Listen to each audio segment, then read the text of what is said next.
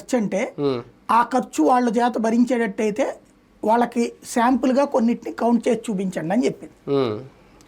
చెబితే ఇప్పుడు దాన్ని ఎలక్షన్ కమిషన్ ఎలా మార్చేసింది, ఇక్కడే మార్చిందా దేశవ్యాప్తంగా తెలియదు, ఏం మార్చింది, ఇప్పుడు మీరు డబ్బులు కడితే ఒక 80,000 90,000 ఒక ఈవీఎం మిషన్ మీ ఎదురుగుండా పెడతారు, మీరు ఒక 4-5 గుర్తులు ఏ కావాలో ఆ గుర్తులు రాస్తారు, అక్కడ మీరు ఒక 100 మందిని పట్టుకొచ్చుకోండి, అక్కడ పక్కన ఎవరైతే ఈ కంప్లైంట్ చేశాడో అభ్యర్థి ఆ వీవీప్యాట్ స్లిప్లు ఇచ్చి పడే దాంట్లో పక్కన నుంచో నువ్వు వరుస పెట్టి వీళ్ళందరూ ఫోన్లు ఇదే వీళ్ళు వచ్చి కొడతారు, అయ్యి ఎన్ని పడ్డాయో వీళ్ళు నొక్కిన దానికే పడిందా లేదో వెరిఫై చేసుకో అంటోంది. అదే టెక్నికల్ స్టాండర్డ్ ఆపరేటింగ్ ప్రొసీజర్ చెప్పింది.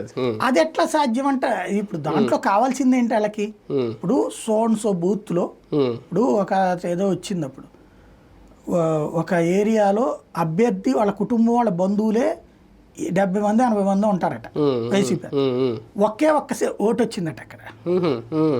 అట్లాంటివి ఇప్పుడు వీళ్ళు క్వశ్చన్ చేసేది ఎట్లా వస్తుంది అన్నటువంటి.